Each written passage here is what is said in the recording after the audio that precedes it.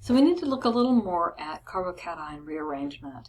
This is the same diagram we had before. If we have a secondary carbocation, get my pen working, there we go, secondary, like this one only has an R group here, and so it's secondary.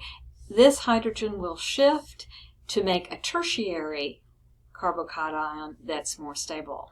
If a hydrogen is not available, a methyl group can do the same thing.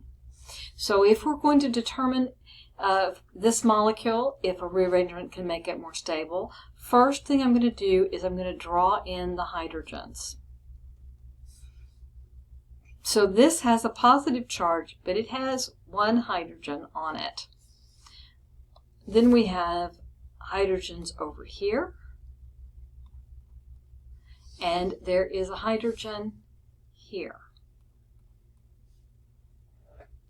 First, let's look at what if one of the green hydrogens moves over.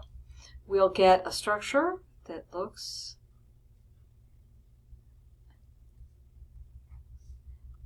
like this. If this hydrogen moves over, this will no longer be a carbocation. It'll have the green hydrogen that moved, and it has the original black hydrogen that it had to start with. This will only have one hydrogen, and it will be a carbocation.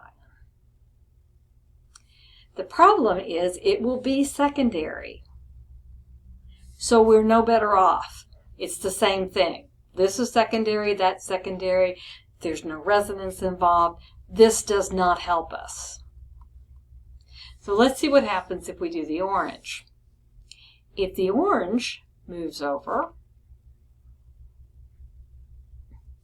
we get this structure.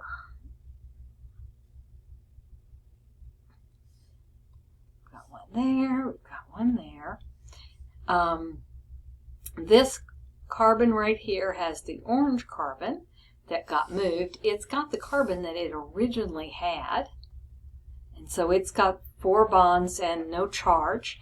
This one has lost its orange hydrogen, and so it's got a positive charge. It's also tertiary. It's got a bond that way, a bond that way, and a bond that way, so it's more stable.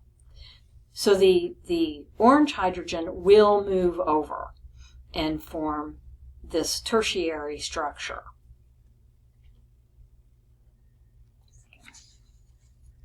Okay, occasionally you will have a tertiary rearrange. So, okay, normally you've got primary will rearrange to form secondary, secondary rearranges to form tertiary, tertiary will only rearrange to form something that's resonance stabilized.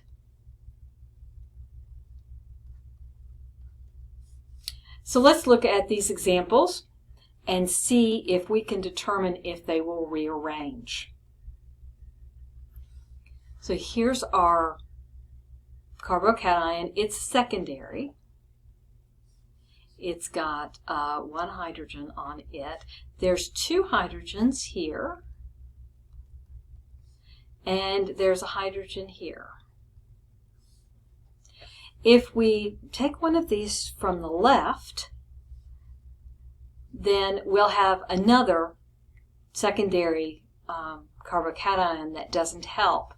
But if we rearrange from the right, we'll get a structure that looks like this. It'll have 2 hydrogens here, and it'll have a methyl group here, and this hydrogen moved over, so this one has the 2 hydrogens, but we have now a tertiary carbocation. So that rearrangement will occur. Let's look at this next one. It's already tertiary. The only reason that this would want to rearrange is if it could become allylic to a double bond or something and have some resonance. There is no resonance available. and it's already tertiary, this will not rearrange.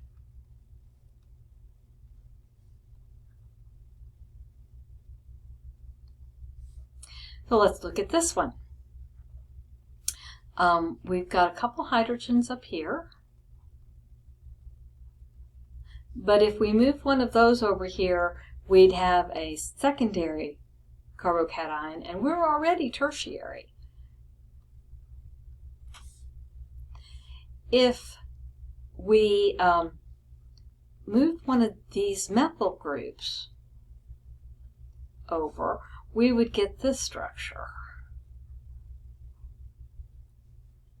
Let's put a double bond in, put that in. Okay, so this methyl group, do some colors here. This group right here has moved, and it's right here. But that leaves a carbocation here.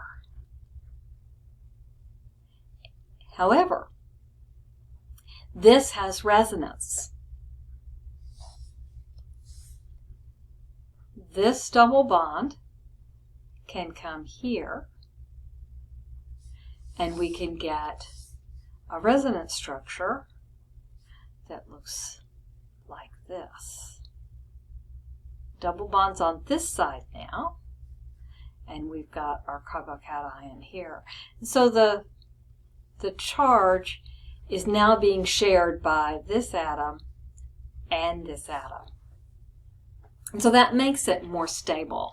So this rearrangement will occur.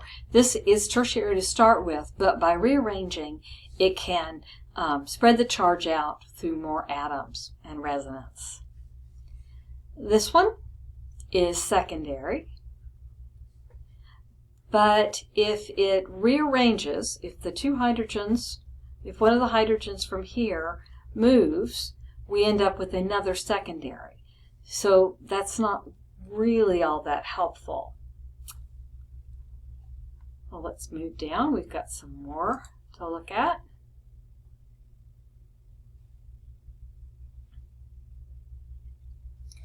Let's draw in our hydrogens. Draw in a green hydrogen. So if this hydrogen rearranges down to this carbon, we'll get something that looks like, and at least at the beginning you probably just need to draw these out. I didn't draw it, but naturally this one has a carbon bond, and it's got a hydrogen. So it's got a hydrogen here too. So go. So it's got the hydrogen it started, this carbon right here has the hydrogen it started with. It's got the hydrogen that moved over. So it no longer has a charge, but this one is minus a bond, and so it's going to be a carbocation. However, we've gone from a secondary carbocation to a tertiary carbocation, so this will rearrange. So let's look at F and see what happens there. You can't rearrange from this end, from this carbon, because it's only got hydrogens on it. That would make a very bad carbocation, be primary. What if we take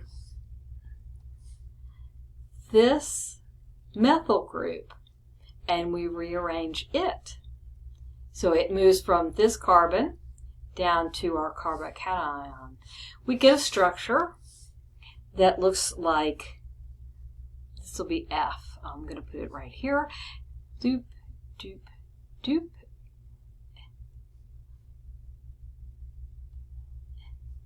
We get a structure that looks like this. And the carbocation is now here. And it's gone from being secondary to being tertiary, and so this rearrangement will occur. Here we have a primary carbocation, and that's not very stable, but we have hydrogens here that can rearrange and give us a secondary carbocation. And this one, well, it's already tertiary, so we're really looking for something that would be an advantage if one of these methyl groups, or say even the hydrogen, moves over. We'd still just have a tertiary. It's no real advantage if we lose a group from over here. From over here, there is no hydrogen to move. From this carbon, it doesn't have a hydrogen. It's only part of this ring, and so none of that is free to rearrange. In this position, you will get resonance. These electrons will come here and make a double bond and so forth.